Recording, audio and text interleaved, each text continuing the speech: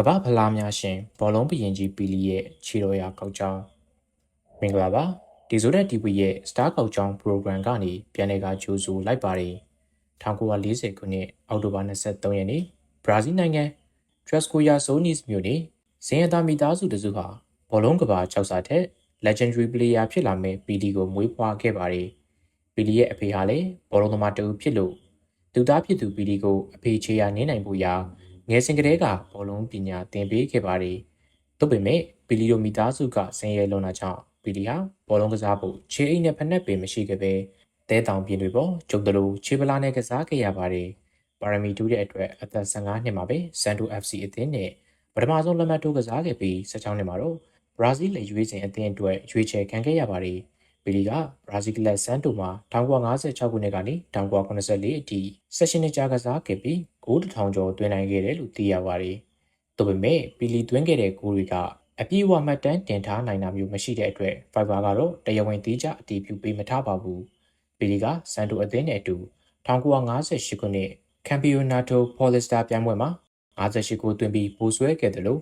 1960နဲ့1963ကိုပါလီဘာတာဒိုရီစ်နဲ့အင်တာကွန်တီနန်တယ်ကပ်ချန်ပီယံလည်းဖြစ်ခဲ့ပါတယ်။1985ခုနှစ်အရောက်မှာတော့ဘရာဇီးကျယ်ပွင့်ပီလီက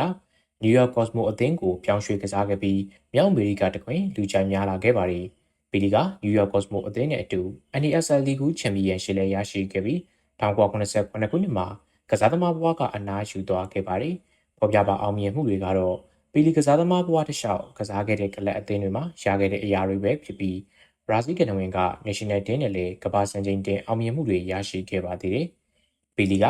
ဘရာဇီးလက်ရွေးစင်အသင်းအတွက်စုစုပေါင်း62ပွဲကစားခဲ့ပြီး89ဂိုးသွင်းယူခဲ့ကစွမ်းဆောင်ရည်ကောင်းတွေကိုချပြနိုင်ခဲ့တာဖြစ်ပါတယ်။ပီလီကသူ့အသက်18နှစ်1958ခုနှစ်ဆွီဒင်နဲ့ပိုလူပွဲမှာ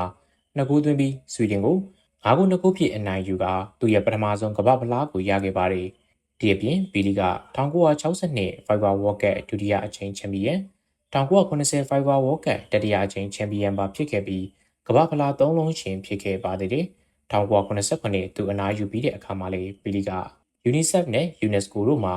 ဘောလုံးဒီခင်မင်းရင်းနှီးမှုနဲ့ငြိမ်းချမ်းရေးကိုဖန်တီးနိုင်သည့်ဆိုသောခံယူချက်ဖြင့်တာမတ်ကောင်းအနေနဲ့တာဝန်ယူခဲ့ပါတယ်။2012ခုနှစ်ဒီဇင်ဘာ29ပီလီအသက်82မှာတော့ကနဝင်ကြီးအနေဆာရောက်ခဲ့ပြီးဘရာဇီးဆိုရကပီလီယာကွန်ပျူတာအဖြစ်3ရက်ကြာနိုင်ငံလုံးဆိုင်ရာဝန်ထမ်းချင်းအထိမ်းအမှတ်ဆင်နွှဲပွဲကျင်းပပေးခဲ့သလိုစန်တို FC ကွင်းမှာလည်းနောက်ဆုံးကွန်ပျူနှုတ်ဆက်ပွဲပြုလုပ်ပေးခဲ့ကြပါတယ်။ပီလီက Professional ဘောလုံးကစားသမားဘဝတစ်လျှောက်မှတ်တမ်းတင်ထားနိုင်တဲ့တရားဝင်ကို959ဂိုးရှိပြီးမှတ်တမ်းများအရစုစုပေါင်း1283ဂိုးတိတိသွင်းယူခဲ့တယ်လို့သိရပါတယ်။လူသားသေးတော်ညာနာမည်ကမသေးဘူးဆိုတဲ့ဇာတ်ကားမျိုးဟာပီလီလိုဘောလုံးသူရဲ့အတွက်ပဲဖြစ်ပြီးယနေ့တိုင်းကမ္ဘာဘောလုံးပရိသတ်တွေဟာပီလီရဲ့ခြေစွမ်းတွေကိုအောင်မြင်တတ်မြင်အောင်နေကြတော့မဲဖြစ်ကြပါတယ်။အဆုံးထိကြည့်ရှုအားပေးခဲ့ကြတဲ့ပရိသတ်တယောက်ချင်းစီတိုင်းကိုလည်းကျေးဇူးအထူးတင်ရှိပါတယ်။နောက်ရမှာပြန်လဲဆုံတွေ့ကြပါမယ်ခင်ဗျာ။